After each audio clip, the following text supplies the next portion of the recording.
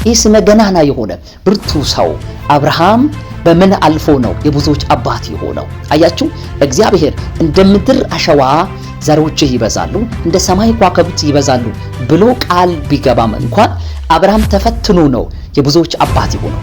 ተፈትነን ነው ለብዙዎች የምንበቃው። በሕይወታችሁ እግዚአብሔር በክፉ ማንንም ፈትኖ አያውቅም። እግዚአብሔር ለጠራን ጥሪ፣ እግዚአብሔር ለሰጠን ዓላማ፣ እግዚአብሔር ላጨን ለሚጠብቀን ለትልቁ ዓላማ ብቁ መሆናችን ሊፈትን ይፈልጋል። ለምን? ያልተፈተነ ማንነት ለሚመጣው ለተስፋው ቃል የበቃ ስለማይሆን፣ ያልተፈተነ ማንነት ከእግዚአብሔር ዓላማ ጋር ስለማይገናኝ፣ ያልተፈተነ ማንነት ለእግዚአብሔር ስራ ምቹ ስለማይሆን እግዚአብሔር የተፈተነ ማንነታችን ይፈልጋል። ስንፈተን ተስፋ እንቆርጣለን።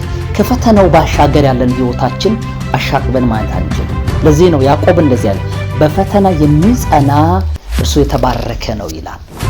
ፈተናና በረከት ተያያዥነት አላቸው።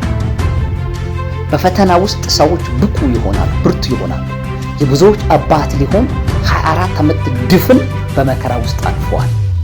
የብዙዎች አባት ሊሆን አንድ ልጅ ይስሐቅ ለማግኘት ዋጋ ከፍሏል። ትቶ መሸሽ፣ ወደ ኋላ ማፈግፈግ፣ ይሄ ከበረከት መጉደል ነው። ስለዚህ ወንድሞቼና እህቶቼ በፈተና ውስጥ ያላችሁ ተፈትኖ ማለፍ መብዛትና መባረክ ያመጣልና መፈተንን አትፍሩ። አሁን ያላችሁበት ሕይወት የሚበዛ የሚጨምር እንዲሆን ተፈትኖ ማለፍ ያስፈልጋል።